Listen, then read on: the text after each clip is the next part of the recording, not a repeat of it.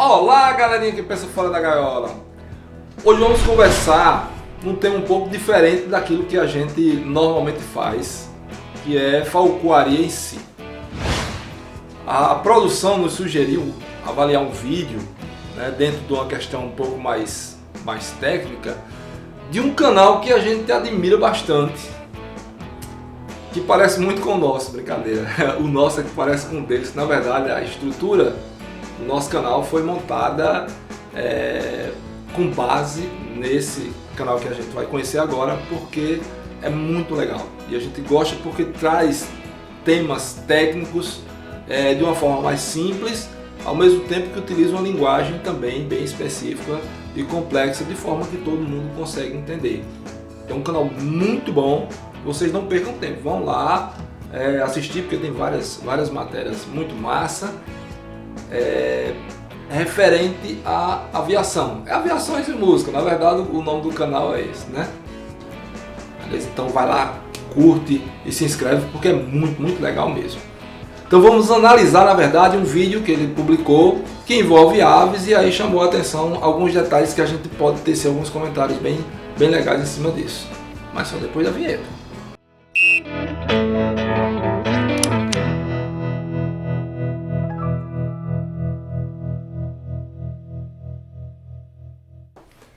Aí, galerinha que pensa fora da gaiola, a gente está sempre falando sobre leitura, sobre ler, e hoje a gente está passando aqui para deixar para vocês uma literatura muito massa, tá? É um livro, na verdade é um guia, que tá para ser lançado ainda, mas a pré-venda já está aberta. O título se chama Aves de Rapina do Brasil, é escrito por Frederic Palanger, um grande amigo nosso, e William Menck, que é responsável por uma das páginas mais diversificadas de aves de rapina do Brasil, inclusive, se não do mundo, ok? Então eles se juntaram para fazer um material de excelentíssima qualidade. Aproveitem, que geralmente a pré-venda é um pouco mais em conta o livro, e já faz tua reserva logo. Eu já fiz a minha reserva, já garanti, inclusive já comprei até um outro material, tá? É o Tucano e Araçaris Neotropicais, de autoria de Frederic Palanger e Mariana.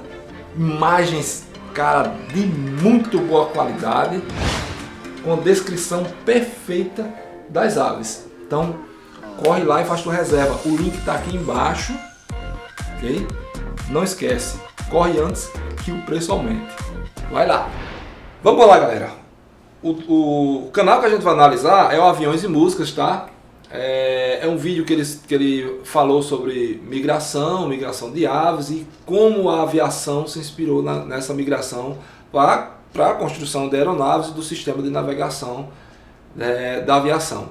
Só que assim, a gente vai partir mais para a parte de aves, que é o nosso foco, né? O que a gente entende um pouco. A parte de aviação eu não entendo nada.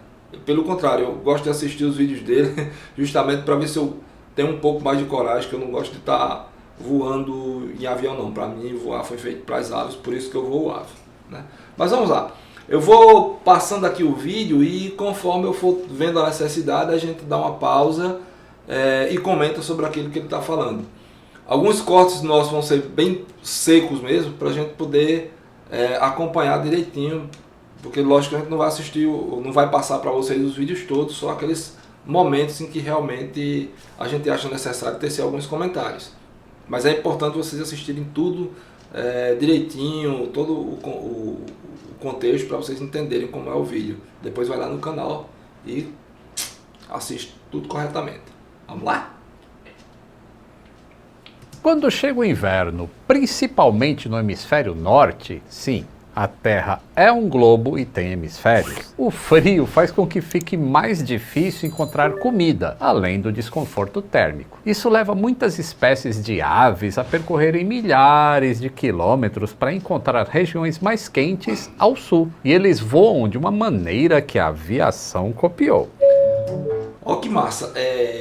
Na verdade é o seguinte, a migração aviária, ela só não ocorre apenas do hemisfério norte para o hemisfério sul, né? Lógico, lá tende a ficar um pouco mais frio, as condições ficam desfavoráveis para a busca de alimento, e até desconforto mesmo térmico, né? Então eles acabam saindo dessa região para uma região mais quente. A gente da falcoaria adora, principalmente essa época do ano agora, onde a gente tem a migração de falcão peregrino. Ele sai lá do hemisfério norte e vem para nosso hemisfério, para cá, para o Brasil, curtir essa parte do clima quente, então eles fazem essa migração. Porém, não é só isso, tá? A migração envolve muito mais aves, envolve outras aves que não necessariamente estão relacionadas ao frio. A gente trazendo aqui para o Nordeste, por exemplo, a gente tem uma ave, o bigodinho, a gente vai colocar o nome dele, o nome científico agora, que é uma esporofila, mas eu não lembro exatamente qual é ele, que eu lembrei agora dessa migração, que eles vêm da Amazônia para cá. Eu, quando era criança, comumente via na época de inverno, onde a gente aqui na região mais seca do Nordeste, né? Eu via muito essas aves, principalmente na época do inverno. E aí eu tinha na minha cabeça, eu pensava que eram aves nativas, só que eles desapareciam do nada. Eu não conseguia acompanhar, mas eles fazem essa migração da Amazônia para cá. É um trajeto muito mais curto, uma ave também muito pequena, né? Então a gente tem que ter isso na mente. A migração ocorre, mas não somente de clima frio para um clima quente, mas sempre que tem uma condição desfavorável, algumas aves, não são todas, tá, galera? Algumas aves elas fazem esse processo de migração. Mas o que a gente vai ver aqui, na verdade, nesse vídeo dele, é uma migração bem diferente.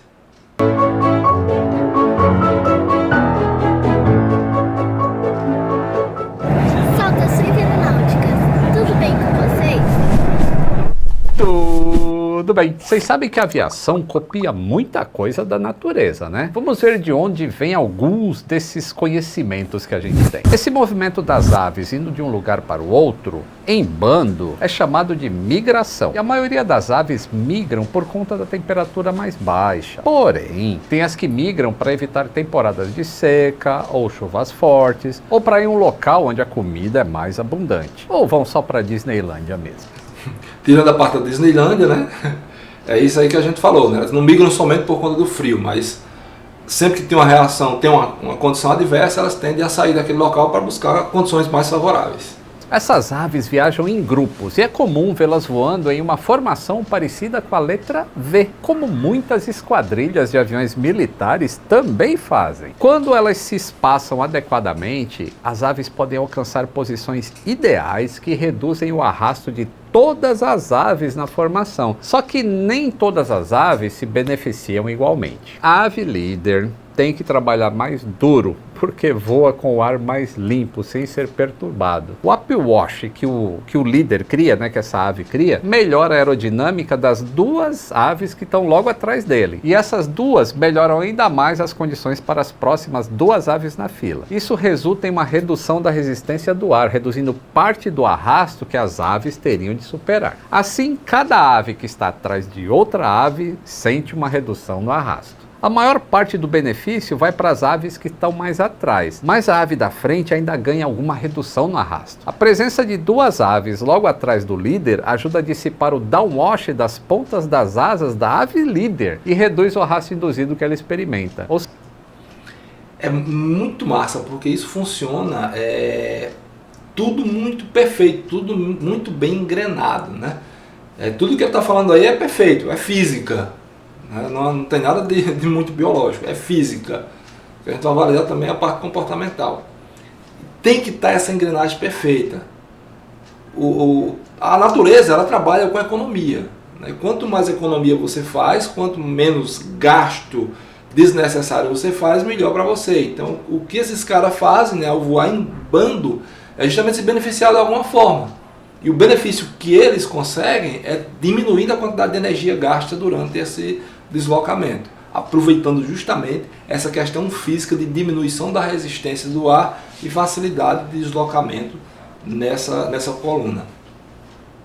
Agora que vem um negócio muito legal. Voar em V não significa apenas estar ali no lugar certo do upwash. Também é uma questão de bater as asas na hora certa. Cada vez que uma ave bate as asas, o rastro deixado por essas pontas também sobe e desce. As aves de trás podem de alguma forma sentir isso e ajustar as próprias batidas das asas delas para manter essas asas dentro de uma zona móvel de sustentação. É um negócio maluco. As asas traçam o mesmo caminho que a ave da frente traçou no ar. Imagine que uma ave deixa um rastro preto com a ponta da asa esquerda enquanto se move no ar. A ponta da asa direita da ave que está atrás vai viajar quase exatamente pelo mesmo caminho. As aves também podem mudar o seu comportamento muito rapidamente. À medida que elas trocam de lugar no bando, às vezes eles se veem diretamente atrás da ave da frente e são apanhados ali no downwash e não no upwash. Quando isso acontece, elas mudam rapidamente a forma de bater as asas para que façam o oposto do que a ave que está na frente faz. Em vez de traçar o mesmo caminho com a ponta das asas, ela voa quase perfeitamente defasada. Como será que elas conseguem administrar isso? Na verdade, ninguém sabe. A resposta mais fácil é que elas estão apenas observando a ave da frente batendo as asas de acordo. Mas pode ser que elas também estejam usando as penas das asas para sentir o fluxo de ar ao redor. Ou elas podem estar apenas contando com um simples feedback positivo. Tipo assim: pô, aqui tá bom, aqui não tá. Tá? Pois é, na verdade sabe.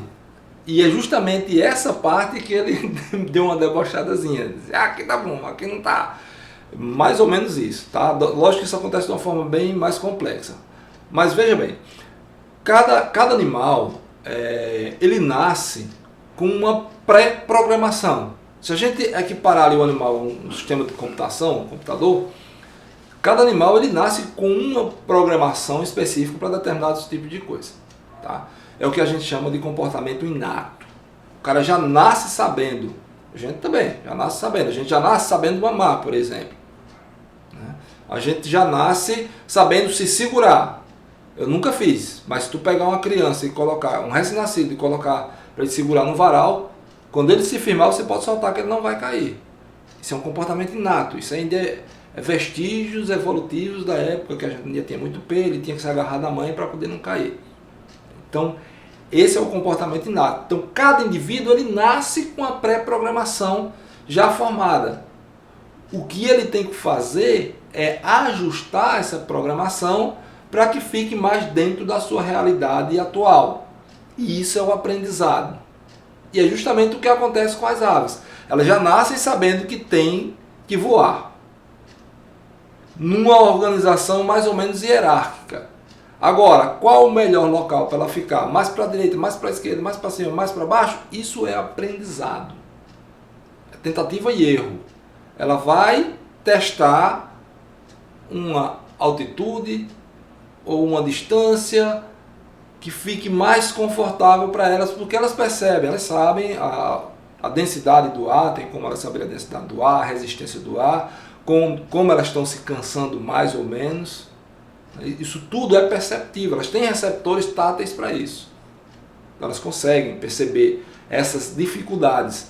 E por tentativa e erro ela vai tentando se ajustar ali o melhor local. Por mais que tenha parecido um deboche, mas é justamente isso. É tentativa e erro.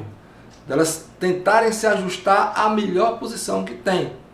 E sabe que quando um sai da formação, essa estrutura se desequilibra e rapidamente alguém tem que assumir a posição do outro para que haja um reequilíbrio. Se o líder, né, o principal, o primeiro, se ele cansou, ele saiu da formação, mais próximo ele vai ter que assumir a posição de líder, pelo menos temporariamente, enquanto o líder vai para uma posição mais baixa ali ou para outra posição mais confortável para descansar um pouco a musculatura e repor as energias.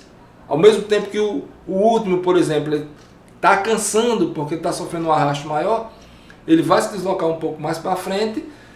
De imediato, a ave que está imediatamente atrás dele vai ter que se afastar para dar o lugar, porque ela já sabe, ela já percebe que o local que ele está dando desvantagem também para ela. Então ela cede lugar para que ele venha, entre naquela formação e favoreça também ela. Isso é aprendizado. Quando vai ocorrer o processo de migração, por exemplo, uma ave de primeiro ano, uma juvenil, ele não vai sair do ninho, se alimentou e já partir para a migração, né? Eles fazem alguns voos, muitas vezes em formação, para justamente haver esse tempo de aprendizado, preparando para a grande migração futura. Beleza? Então, isso que ele falou está certo, só debochou um pouquinho, mas a resposta é essa e sabemos disso. Seja qual for a resposta, as aves não nascem com essa habilidade. É uma experiência que os cientistas ensinam as aves a fazer a migração seguindo um trike. Eles perceberam que no início as aves estavam em todos os lugares. Demorou para elas aprenderem a voar em V. Sempre se pensou, a ciência sempre pensou que a formação em V era aprendido com as aves adultas. Mas as aves tinham todas a mesma idade e aprenderam a voar com um humano em ultraleve. Então, elas aprenderam o voo em formação em V uma com a outra. É praticamente como se fossem autodidatas.